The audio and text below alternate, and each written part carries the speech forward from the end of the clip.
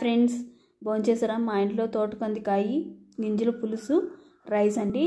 Rice చేయడానికి first పాత్రలో నీళ్ళు పట్టి ఎసరులు స్టవ్ మీద పెట్టానండి. ఇంకో పక్క గింజలు ఎత్తి కడిగేసి కుక్కర్లో వేసి ఒక విజిల్ వేసానండి. అందులో సాల్ట్ కొంచెం వేసుకోవాలంటే ఎక్కువ వేసుకున్న కూర ఉడికేటప్పుడు కష్టమైపోతుంది. చూడండి ఎసురు కాగుతా ఉన్నాయి వాటరు.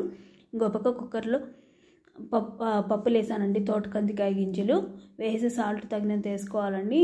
మిక్సీ జార్ ఎత్తుకొని టమోటా, ఆనియన్, గార్లిక్, జింజర్ అవన్నీ వేసేసి కొంచెం శనగలు పొడి వేసి మిక్సీకి వేసుకోవాలండి. నున్నగా వేసుకోవాలి. బరకగా వేస్తే అంత టేస్ట్ అనిపిది కూర. బియ్యము ఎసురు బాగా తెల్లుతుందండి. నానపెట్టుకున్న బియ్యాన్ని వెత్తి ఎసురులో వేసేయాలండి. ఇంకా ఉడికిపోతుంది. నేనైతే నీళ్ళు వంచుకునేస్తానండి. ఎసురు ఎక్కువ అయిపోతే మళ్ళీ వంచేటప్పుడు ఉడికిన తర్వాత కష్టం అనేసి ముందుగానే వంచి పెట్టుకుంటాను. ఇంకో పక్క కుక్కర్ విజిల్ వచ్చేసింది. చూడండి గింజలు ఉడికిపోయినాయి. ఇది నీళ్ళు వంచేసి నీట్గా ఆ కుక్కర్లో ఉండే నీళ్ళు వంచేసి పక్కన పెట్టుకోవాలండి. ఇదండి మెత్తగా ఉడికిపోయింది. అదే కుక్కర్లో కొంచెం ఆయిల్, పోపు దినుసులు, కరివేపాకు, టమోటా, ఆనియన్, గార్లిక్ అవన్నీ వేసి వేయించుకోవాలండి. దోరగా వేయించుకున్నాక మిక్సీకి వేసుకున్న మసాలా వేయించుకోవాలండి.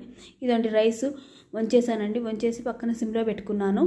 ఇదండి బాగా ఆ మసాలా కూడా దోరగా వేయించుకున్నాక గింజలు వేసుకునేయాలండి. గింజలు వేసేసి మిరప్పొడి, ధనియాలపొడి, పసుపొడి వేసేసి వేయించేసి చింతపండు పక్కన సపరేట్గా నానపెట్టుకుంటాను కదండి. అదైతే పులుపు వేసి నేనైతే మిక్సీ జార్లో కొంచెం వాటర్ వేసేసి కలిపి పోయేస్తానండి. ఎందుకంటే మిక్సీ జార్లో కొంచెం మసాలా అంటుకుంటుందని.